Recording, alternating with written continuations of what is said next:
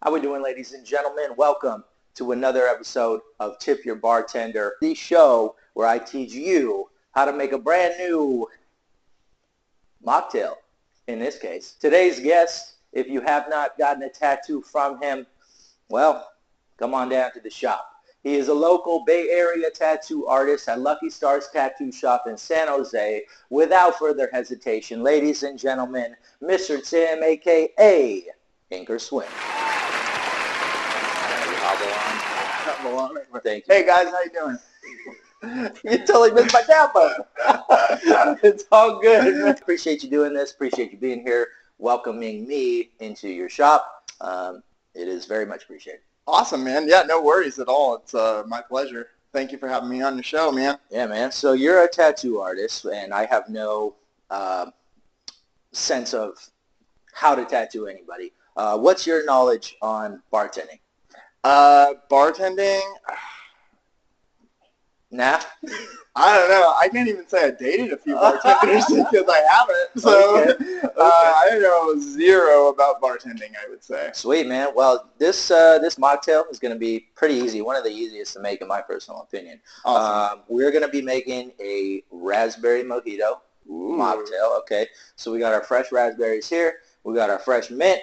We have our simple syrup just to add a little bit of sweetness. Of course, we have our fresh limes. I'm all about fresh juices. And then we have our, and correct me if I'm wrong here, La Croix, soda water, sparkling water, only the best here. Only the best for us. So if you're ready to rock, I'm ready to roll. Ready to roll, bro. Let's get down to it. All right.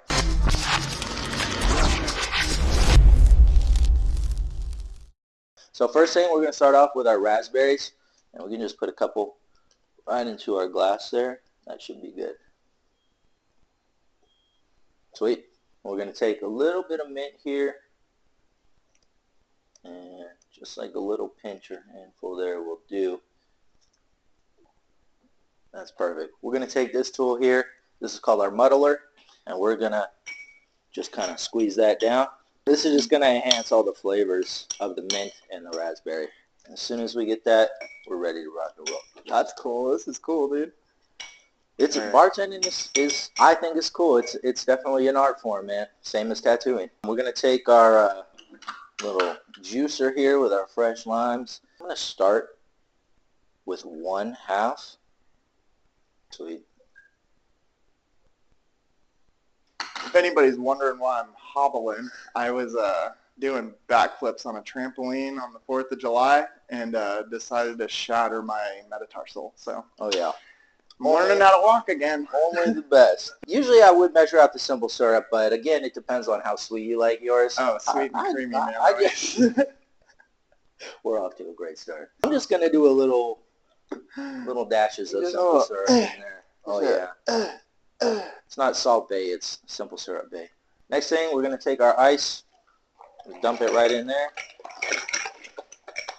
Pop open your La Croix. It reminds me of a croissant. A croissant. A croissant with my little croissant. And pour it in there. Yes, sir. And with our straw here, you can just kind of mix it around, get all those flavors. And then for aesthetics, if you would like. If you would like. Got your little mint sprig there. Ooh, that's the cutest little thing. And that, sir, is your raspberry mocktail mojito. Cheers. Well, cheers to you, sir. There we go. Let's see Cheers to an awesome see day. how we did. I got to say, it's pretty fire, man. It is pretty good. Once again, man, thank you very much for being here. Cheers to you once again. Cheers to you, man. Thank you for having me on the Pretty delicious mocktail, I'm sorry. Mocktail, yeah. I don't drink. And to that point, mocktails in my industry are just as important as cocktails, especially when they look as beautiful as the ones you and I made. So, you know, whether you drink or don't drink, bartending wise, like we love everybody. So Yeah, I've been to a few places. Me and Megan like to go out to, dinners and stuff a lot, and I always like to get mocktails when I'm out. I don't drink anymore. I haven't drank for years. I don't even remember what drinking even feels like, honestly. Like, it's been so long. But I think I had my last drink in, like, 2008, maybe. Oh, wow. Yeah, I don't drink at all. I don't drink at all. Like, it's not because, well, it's probably because of my past a little bit, but like I don't have like a problem with drinking. I just don't drink because I don't like being out of control of myself. Right? Like I like to be able to control a situation. If I'm in a situation, I want to be able to apologize to somebody. Right. And when I'm drinking, I may not even know that I should apologize to somebody. So that's why I don't drink. That's fair, and you already answered one of the questions that I had for you was, your sobriety and what kind of sparked that. Being in control is super important. So there wasn't necessarily like a certain time that you were like, okay, maybe I shouldn't do this? Okay, so there was like a certain thing that happened really. So I did some time in prison. I got 2 strikes. When I was about to get out of prison, I was like talking to this chick, and she was in AA. And we never even met up after prison. But when I was in prison, she was asking me about like what I wanted to do when I got out. Okay. And I was like, man, I just can't wait to have a beer with my dad, right? And she was like, well, didn't you say you don't drink in there? And I go, yeah. And she's like, well, why don't you drink? And I go, well, I have a smart mouth, and like when I drink, I get a little lippy, and then I don't know when too much is too much, and like it's just not safe. Right. And plus, I got 2 strikes and stuff. Yeah. And so she's like, well, why would you drink on the streets then? And it just like dawned on me, like, oh, why would I drink on the streets? Like that is pretty valid. Pretty good point right there, I gotta say. So that's when I was like, okay, I won't drink on the streets. That's a good idea. That's valid. Okay, cool. So then I just decided I wasn't going to drink anymore. Man, like, I think a common misconception with people that are, that don't drink is that they needed to, right? That they're on this path of every day I need to be sober because if I'm not, then I'm going to fuck up somewhere, right? Yeah. And a lot of people make that choice every day, like, okay, I'm not going to drink today. But for you, it sounds like it's not even like in your thought process. It's just how you, maybe it is, I don't know. Well, but once in a while. I will say there are certain situations. So like we had like a shop thing at the owner's house, and he has like a tiki bar, and it's super cool, right? Yeah. And everybody's drinking there, and there's like every alcohol you could think of, and like, when everybody started drinking, I was a little jelly, right? A little tempted. But 2 or 3 drinks in, everybody's smammered and, and acting, up, and I'm not, right? And I was very grateful I didn't drink, right? And so I already know to play the tape forward real quick and just be like, I know I don't want to drink really. It's just the social aspect just of it. in the moment kind of thing, yeah. But it's not every time either. Like, if I'm at the bar, I definitely don't want to drink. So there's already drunk people there, right? So you already see, like, oh, this dude's an idiot. I don't know. I mean, kudos to you because, like, the time that I have hung out with you, I was pretty intoxicated. And, I didn't notice. Oh, wow. Well, then I played it off pretty well. You did good, man. I played it off well. But I've noticed, too, is, like, if there's a night that I don't drink, and I go into the bar, and I'm surrounded by drunk people, I'm like, they're so annoying. Yeah. Super annoying. So I'm like, what am I doing here? Everybody, too, not just the dudes. Right. It's like everybody's annoying. Everybody is. And it's like, but when you're drunk, it's not annoying. It's fun. No, because it's like a good time, all that stuff. But, like, I have a good time without drinking. Like, I have a lot of other stuff I like to do, right? Like, so. And that's just as important. Where is your favorite place to go for a mocktail? Man, I would say, like, the old Spaghetti Factory has good mocktails downtown. Yeah. Okay. That's, like, a really good place. Or, like, Guapo's does a pretty good job. Or, you know what? Opa down in Campbell does a good job, too. Megan knows the bartender there, and he's awesome. Like, whipping up some concoctions. Yeah. It is kind of fun to play around with ideas sometimes, especially when they don't involve alcohol. So it's cool. Going more into food, we'll get into your tattooing, but I am curious. Oh, good. You're a big foodie. Where is your favorite restaurant to go to? What kind of food is your favorite? And what do you like to make at home? Oh, man. I have to say I like Mexican the most, man. And I like quesadilla tacos, Ooh, man. And like yeah. guapos is really good. There's also this really cool Mexican place. I don't remember the name, but it's on Union and Camden right there. It's like right where the donut shop used to be, right next to all the dirt bikes right there. Ooh. You know what I'm talking about? Yamaha's right there, and then right next door to it was like the donut oh. shop. Yes, Instead yes, of the yes, donut yes. shop, it's not the donut shop No, anymore. it's It's a Mexican restaurant, and they have the bombest quesadilla tacos, and we DoorDashed it, and it was bomb. I haven't been there, but now I really want to go because of your recommendation. I've always been curious about it. Yeah, but hands down, it has to be Guapos for me. Guapos has the best quesadilla. Guapos is always a good time. That's a good time there, man, you know? Mm-hmm. And then how about at home? Okay, so I don't really cook at home, I gotta be like honest, but if I do cook at home, Megan has me cook fried chicken. Oh. Just like chicken tenders, fried chicken tenders. Dude, you can never go wrong. I have my own little concoction of powders and herbs and spices and stuff that I use, and she loves it. But she gives her such anxiety because I'm messy. Dude. Like my wife, Lauren, she doesn't even let me in the kitchen, like, at all. Really? So, no. Yeah, same kind of. It's like she acts like she wants me to, but then like if it comes down to it, she doesn't want me touching anything. Yeah, like I'll step in and I'll try to help, and then she's like, "Just get out of here." I don't need you. I don't even try. We kind of talked a little bit about in the beginning while we were making our drink your trampoline issue. Oh yeah. Have you ever had any injury like that before? I've broken bones before, but I've never broken like a leg or an arm or a foot. Yeah. I've broken toes. I've broken fingers. I've broken nose. I broke my orbital socket when I was in prison.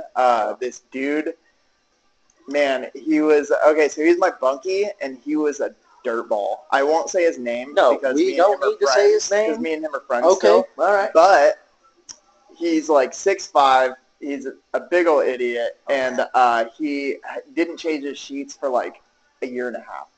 I, at one point in time, lifted up his sheet and signed and dated it, right? Ooh. Just randomly. Right. Spur of the moment. I have ADHD, so I'll just be like, pop.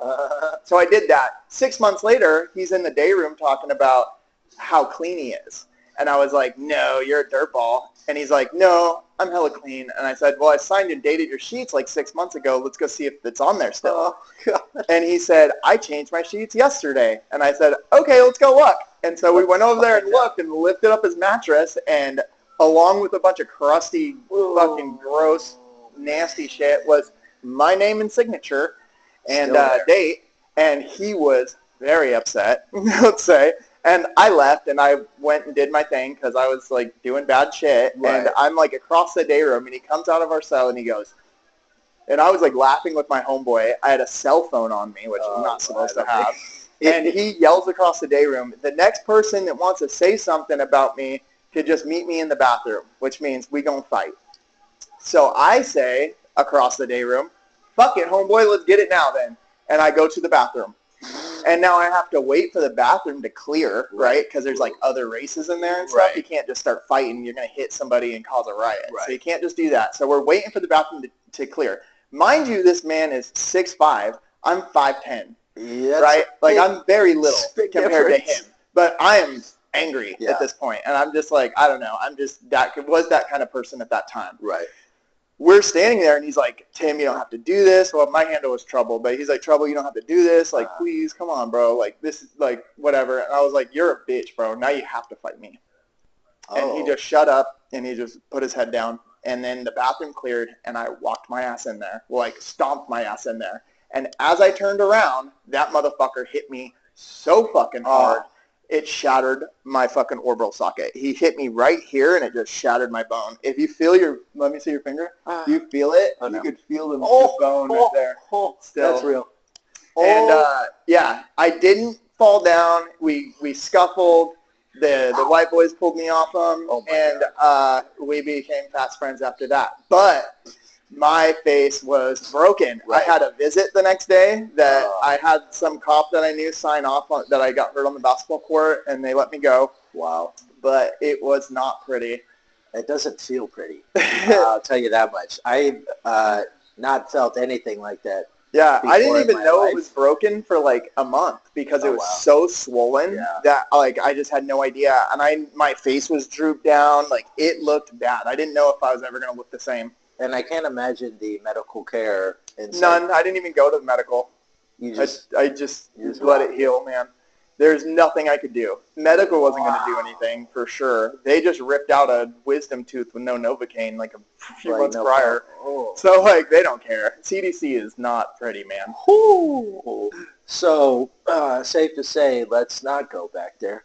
Yeah, that's not a good place. Oh my God. Not a fun time, okay? I spent a night in the drunk tank.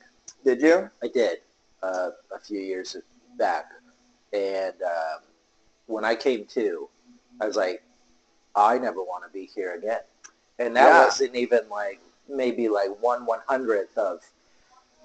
Well, it's a lot different, okay? So Yes. it's a lot different situation, Yes, right? yes, Because exactly. like Very in a true. drunk tank, like you're only going to be there a night with maybe a few dudes. Right. Some of those dudes are maybe in a lot of trouble, but you don't know. Yeah. No one knows, right? Yeah. They're just all quiet and sleeping. Yeah. So, and then you'll get let out and you'll never have to deal with it again, hopefully, right? Hopefully. But if you get another one or another two, you will end up in prison eventually because there's a ton of dudes in prison with DUIs that just happen to hurt somebody or whatever. And like, that's what I really was trying to press to like the COs sometimes that like treated you like garbage. Like, bro, you're one drunken night away from being in here with me. Yeah. So let's treat me like a human. Wow. Yeah. I mean, it is important at the end of the day, I think. But, I mean, everybody makes mistakes, man. There we go. On that note, like, just not even a question at all. Just, I want to give you just a little bit of praise, if I may, and admiration, because I have only known you just a short amount of time, but I've heard many great things and great stories and the transformation that you have been able to achieve from where you were in life to where you are now. Like, I can do nothing but give you kudos, and it's very admirable. Wow, man, thank you. That means a lot to me. Yeah, I mean, that's just me being real with you. I appreciate it, man. Like, yeah, I mean, I don't know. I don't think about it like that. You know, I know that like my kids deserve a good dad, right? My girl deserves a good man, like, and I deserve to be a good person to myself, right? And like, I'm not always that kind to myself. I'm very hard on myself, but like, I'm trying to be kinder. I'm trying to be a nicer person always, every day. Yeah. And I think that's where like I was running into problems when I was younger, is I just was holding on to a lot of anger and stuff, and like anger about like the way I grew up or whatever it may be, just mad. Yeah. And then I'm like acting out and didn't know how to like process those emotions and stuff. And maybe it was just me being scared and that's why I was angry or whatever. But you mentioned just a little bit about your kids. And being present for your kids, being a great dad to your kids. I don't have kids, and I can only imagine how hectic your household can be at any given moment. At any given moment, you could potentially have 4 children inside of your house. Yep. At one time. Yes. And each kid has their own personality. How do you kind of like balance that, I guess, and adapt to each of the personalities and control the potential chaos? Control the potential chaos. It's literally not about like individualized as more as like being consistent, right? Like very consistent. Like if you say something to them like, hey, if you don't do this or if you keep on having this behavior, you're going to lose privileges like your iPad or whatever it may be, right? Now, a lot of people will say that to a kid, and then when it came time, they will be like, I'm telling you one more time, right? But you already said that you were going to take it away, and now you didn't, and you already confirmed to them that you weren't going to follow through with what you just said, right? Now, it may not work the first time, second time, third time, fifth time, but by the 10th time, like, those kids were going to be doing what you want them to do. But you just got to be consistent with how you do it, right? And, like, honestly, like, Megan has been, my wife has been like the best fucking person for me as a parent. Like before she was in my life, I had 2 of my little ones like pretty much all the time by myself.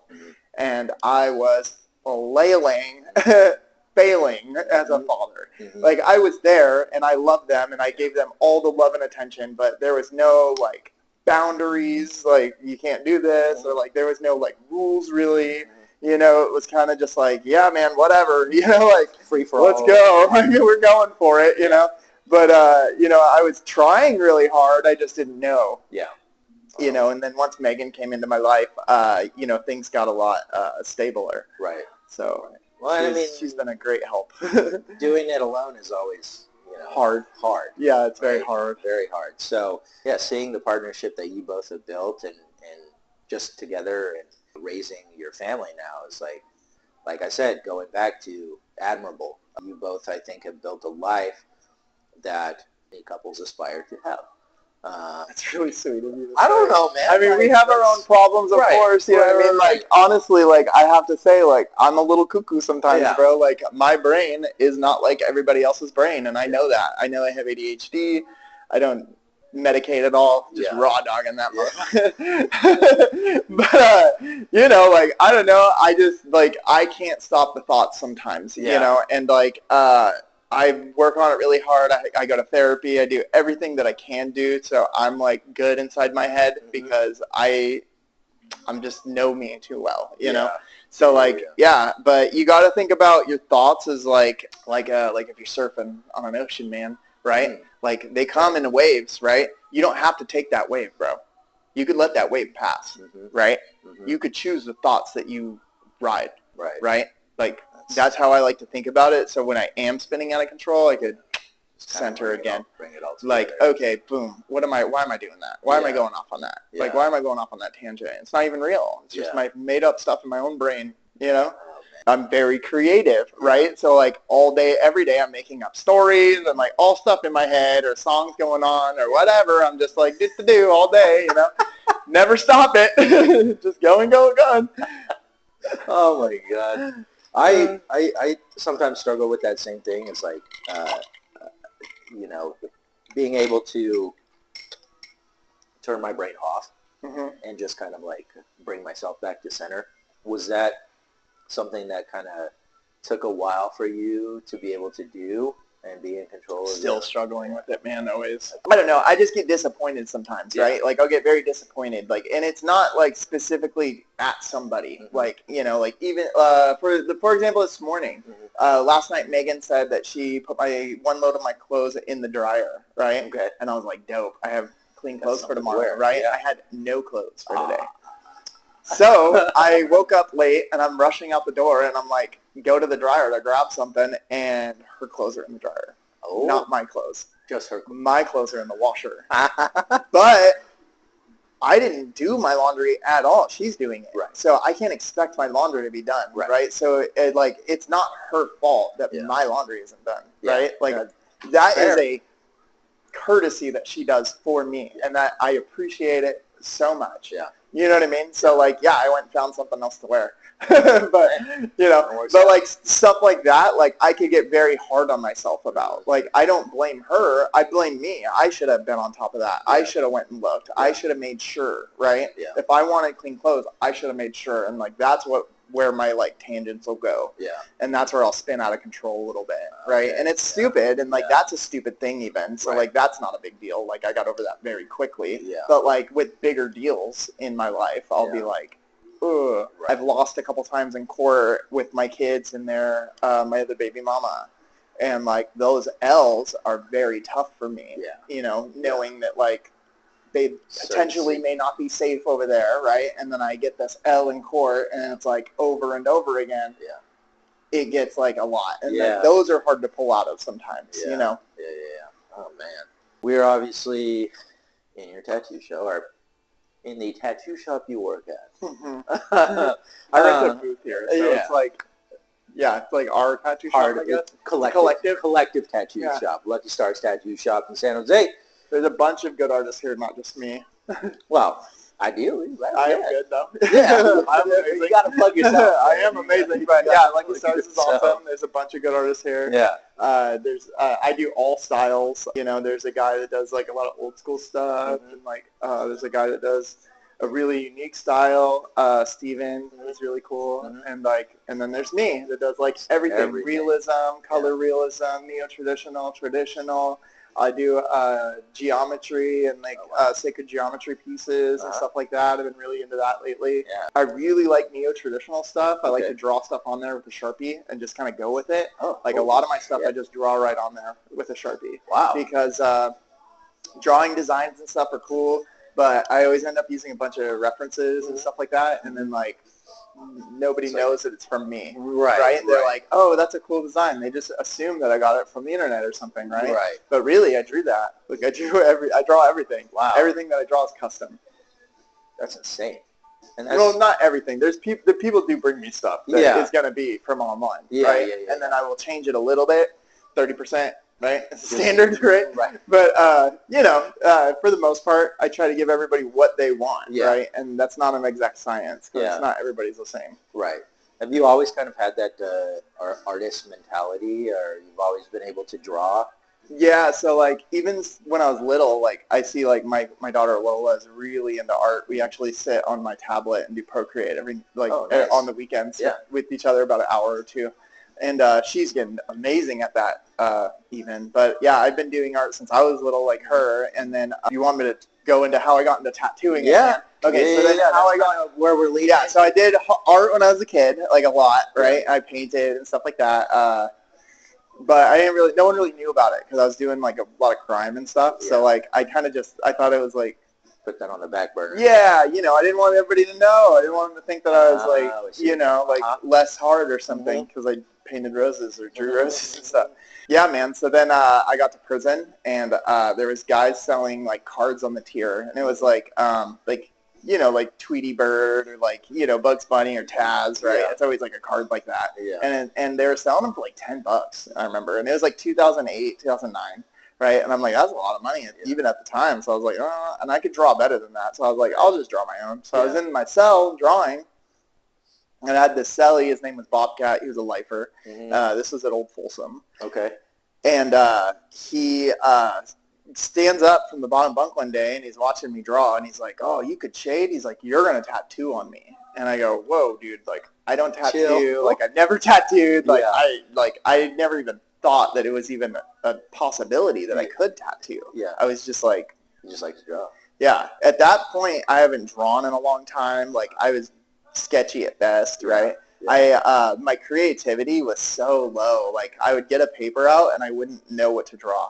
Like, I would be like, well, like, here's a rose or something. Yeah. And it was, like, really crappy looking. And, like, I didn't know where to go from there, or how to put things together, or anything. Like, my whole, like, artistic creativity was just, like, dead, right? Yeah. Because like I haven't used it for so long. Yeah. So this guy's like, you're gonna tattoo, and I'm like, nope. And then he just starts putting stuff together. Like he takes like a CD player and he breaks it apart and he takes the motor out of it, right? Like the one that spins the machine or the one that moves the eye. Either one of those will work. Okay. And he takes like a Bic pen, he takes it all apart and makes it into like a barrel, and then he takes a guitar string and sands it and he puts it in there, and then now that's a tattoo machine. He has it all tied together with string from a sock, dude. Like, so, yeah. It's very intricate. Very. And then he starts burning ink. So he makes like a little candle out of baby oil, right? And baby oil burns like with black soot. So you catch the soot with like a paper bag, and then you let that burn for a couple days. You burn the whole bottle down. When you're done with that, you take the bag out and you scrape it. That soot is carbon, right?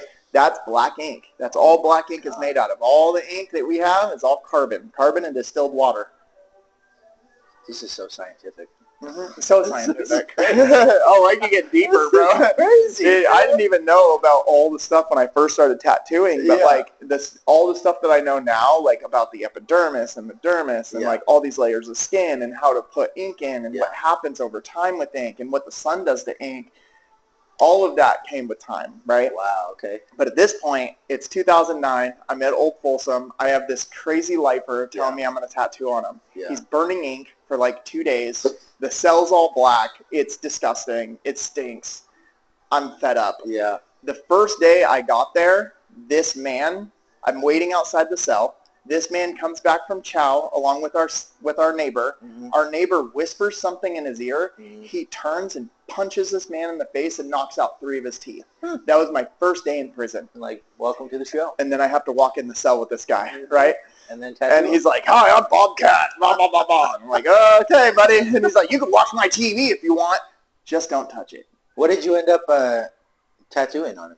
He slapped a stencil on the back of his leg, and it was a skull with an iron cross behind it. If you don't know what an iron cross is, it's basically the independent sign, like the skate company. Okay, yeah. But it came from the SS Army. Okay. If we know what that is. Yes. Everybody. Mm-hmm. Fun facts of the day. Yeah. So the first line I go to pull, I am shaking so bad because I am so scared that this man is going to stab me. Yeah. If you mess up. Like, literally my hand is shaking, bro. Yeah. Like, shaking. And I can't stop it. And I go to pull the left straight line on the cross, and it turns out like that, like a wave, like a squiggle. Right. And I immediately go, I can fix that. Okay. And I said it aloud. And he goes, fix what? I go, nothing. Don't worry about it. And I make the other side the opposite fucking turn, right? Mm-hmm. So I'm like, boom, okay, that's a good idea. But really, I should have just straightened them out and put it further out. But I was my first tattoo, okay? Let's just give me some, It turned out very not good, let's just say. Wow. But he loved it. Oh, that's and he wanted me to tattoo his whole entire body. So I did both legs, his arms, his chest, and his tummy, I think. Wow. I did not call it his tummy in prison, though. I don't think. I'm pretty sure. Like, okay, time for your tummy. Fucking no, didn't do that. Wasn't what I was doing. That was funny. So you got through that, and then when you, after you did that, did you kind of have like that notoriety of like you're the tattoo guy in there? No, man, because everybody's tattooing in there. Oh, okay. Even like everybody, nobody's good at it, but everybody's doing it, right? Because everybody wants to be really good at it. Yeah. There's only a few things to do in there. There's not a ton of shit to do. Yeah. I was a teacher's assistant, so I helped guys get their GEDs. And I helped them with college and stuff. Yeah. But I also had my teacher bringing in dope for us, so I was slinging dope for the white boys and paying taxes to the AB.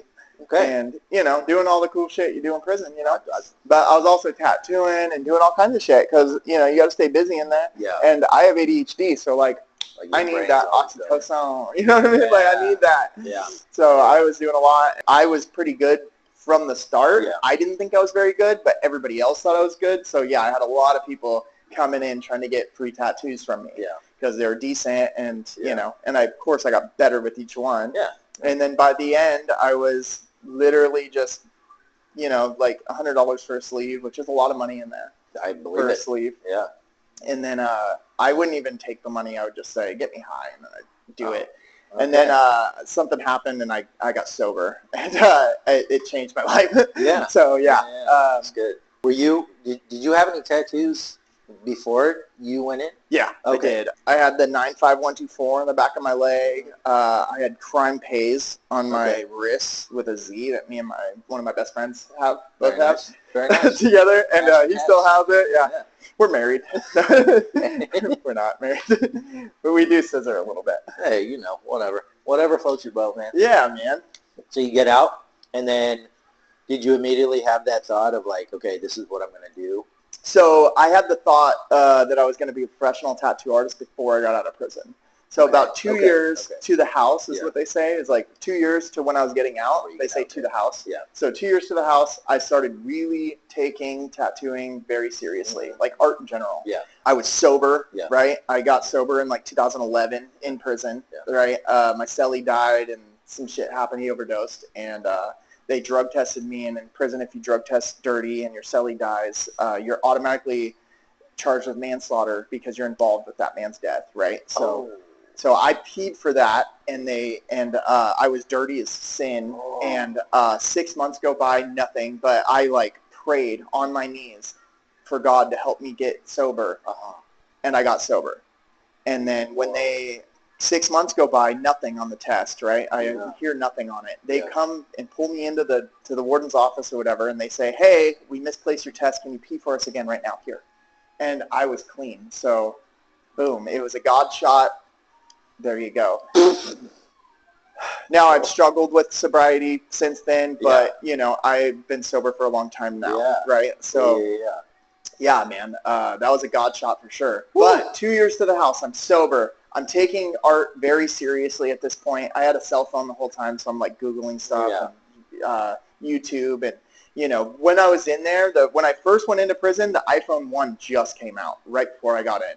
So that's really like dating. So now that I'm in prison, I'm getting like Kyocera, like little $30 like phones, right, that are smartphones, and like I'm like blown away, right? Because I've never seen them before. So I'm like posting like really garbage tattoos. Like if you go onto my Instagram and scroll all the way to the bottom, you will see a bunch of prison tattoos that I did, and pictures of me in prison and all kinds of stuff. Now. Okay, I'll have to go. And there, so that's very interesting. So 2 years in the house, I started getting very like serious about it. I got a lot of people telling me that there's no money in it. That, you know, that their friend got out and he was really good and he couldn't get any clientele, and like they're just, you know, a lot of discouraging talk about it, right? And I just wasn't hearing it. I was like, you know what? I have a different plan than that dude. I'm not that guy. I'm gonna get out and I'm gonna do this, and I'm gonna be a professional artist. Period. Like that's just what I wanted to do. I had no ifs, ands, or buts about it in my head. 9 days after I got out of prison, July 23rd, 2016, I got out. 9 days after that, I was an apprentice at Croix Creations in Gilroy. Wow. I hit the ground running and got an apprenticeship right away. Nice. That was what I think set me apart from other artists that are getting out of prison, is that I started from the bottom. I started scrubbing fucking toilets. Even though I had 9 years plus or 8 years plus in tattooing in prison, I didn't go into it thinking I had 8 years. I went into it with zero knowledge because I got out with zero knowledge. All I know is that bad habits I learned in prison. So I started from the ground up again. And even with like going into a studio, there is a lot of knowledge to be learned. Absolutely. That you're probably not being taught. There's a lot of disinformation in prison because those dudes don't want you to be good. You're taking money off their plate. So they're going to tell you the wrong things always. So that's where like I ran into a lot of roadblocks in prison with art. It was a commission place, right? So they take a percentage of everything you bring in, right? I was about to have my son in like 2017, and I was like, the commission isn't working for me. I need more of a percentage or like a booth rental. They were on board. They came to me with the idea actually at first, but then it ended up being not okay or something, or they wanted to talk about it later on, like another year. But it was July. I was like, no, I'm going to go look in San Jose. I live in San Jose anyways. I'm driving out to Gilroy. I was like, I'm going to go look for another shop. And then it wasn't Ariel. Ariel was very supportive. It was the other owner that wasn't awesome with the idea of me leaving or like giving me anything or like to keep me or anything. So she didn't want to budge, so I left. I shopped around shops in San Jose, and I landed at Lucky Stars because of the people. Literally because of the artist here and the owner. The owner is very kind. He is a super nice guy. He doesn't take advantage of his artists, and that's very hard to find in the tattoo community, I have to say. Okay. Wow. So, obviously you made your home here, and you've been doing tremendous work. I mean, if you go look at his Instagram and see what he's able to do, like I am constantly blown away with your pieces that you do, and you know, we did talk a little bit about how versatile you are, which I think is pretty freaking cool, because I see a lot of tattoo artists kind of get caught up in a niche and have their own little thing, whereas I've seen you do a little bit of everything. So tip my hat to you. What is the longest tattoo session that you've done in one city? Oh man, that would have to be in prison. I've done all-nighters, you know, like 16-hour sessions, I'd say. Just nonstop? Nonstop, but we're using some additives. You're keeping yourself. Yeah, we're using some additives. I don't think those tattoos came out too great. Probably, I think I got a little lost in them. Maybe. But yeah, like those are some long days right there. But you don't have nothing else to do, so it doesn't matter. That's fair. So like now out here, I would say probably like 8 to 10 hours. I've done like Friday the 13th things where it was like 12-hour days, right? And those aren't really super, super fun when you get to 12 hours, and I don't think that's fair for like the clients. So I usually cut those a little short nowadays. Okay. That is a long day. It's a long day for tattooing. Usually, like a standard day, I do like 6 hours, 3 and 3. Okay. I'll either have 2 appointments, 3 and 3, or I'll have a full day, 6 hours. Wow. Usually we'll go over an hour or so, Yeah. but no big deal, Yeah, right? yeah. And that will get me pretty burnt, like it's a lot of thinking and a lot of like calculating what I'm going to do, where I'm going to go, or how I'm going to do things, right? And you got to be super focused when you're doing this because there's very little room for error. That's where the problem lies with my ADHD. Yeah. I have a lot of tools Yeah. in my toolbox now where I could hyper-focus, right? It's not good to hyper-focus all the time, but I am very much able to hyper-focus on tattoos and get a 6-hour piece done in 3 hours. Wow. And that's why I don't charge by the hour anymore either. Okay. Is because, like, it's never, like gonna be like, oh yeah, like this is like, yeah, like it's like, you know, like the hourly rate thing is not good for anybody, right? Because then you're looking at the clock, I'm looking at the clock, I'm trying to drag ass, you're trying to speed me up. That's not cool, right? Yeah. I'd rather just give you a price. You know what the heck you're paying. Yeah. It doesn't matter how much we stop or whatever we do. As long as we get what we say we're going to get done, right, we're good, right? Wow. And if we get less done, I charge you less, right? Like, say I have you for a 3-hour block, but, you know, like somebody came in, I had to do a consult, or like I got sidetracked and started talking or something, you know, and I will bring that price down a little bit. Wow. But I am aware that talking costs me money, so I try to shut up. Okay. So, yeah, to that point, like I know, like when I've been tattooed, some people listen to music, some people like to talk to who they're tattooing, some people are just kind of quiet. So what's your kind of...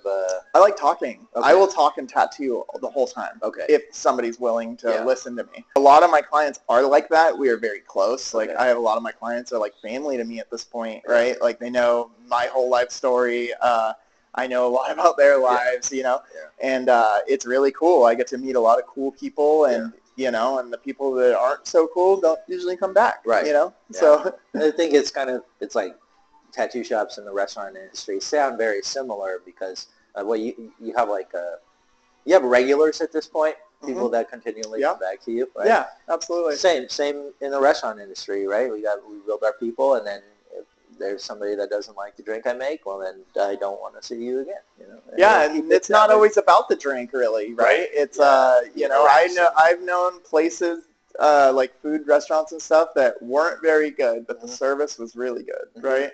And like that makes the whole difference for everything, right? Like that helps everything, right? It makes that food taste a lot better, I'll tell you. Yeah, you know? Sure. Do you know off the top of your head how many tattoos you have? How many I have?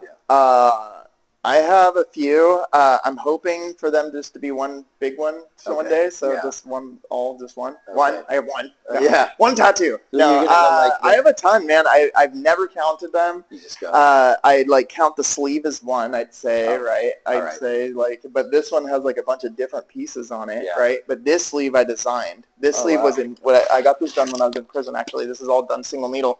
This whole sleeve right here, all the portraits and stuff. That's pretty good. My buddy Randy Draco did it.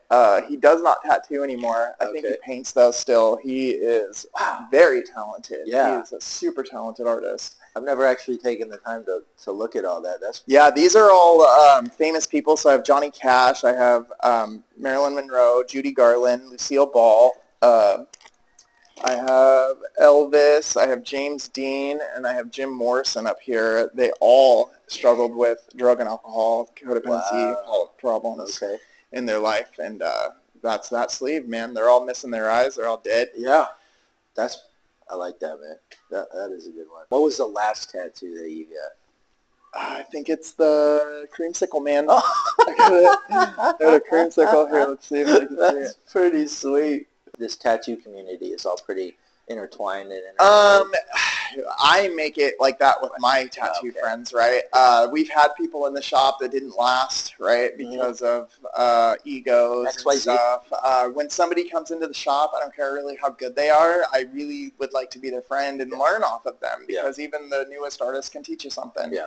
Sure. You know, you have to look at it differently. Yeah. But not every artist looks at things like that. Some artists look at it like a dog-eat-dog world, and you know, like this is mine, and this is only mine, and we can't share. And I think that's a feast or famine kind of looking at things, and I'm just not like that. There's a ton of people out here that want tattoos, and I think that we could all do tattoos and be a really awesome community together, you know? Yeah, man, that was pretty fantastic. I appreciate you giving me your time. Absolutely, man. I thank you for having me on, I don't want to take up too much of yours, but it's all right. I got an appointment coming in in like 30 minutes. We'll wrap it other up. than that, we're doing good. No, but I appreciate you taking the time out of your day and Absolutely. being here and, again, lending me your space and your shop for me to be able to do this.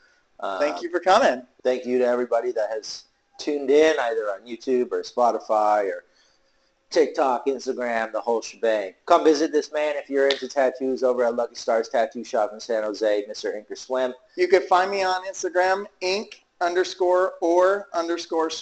ink or swim, baby. There we go. We'll plug the link. Again, thank you so much. I appreciate you. You have a great day, brother. Thank you for having me on.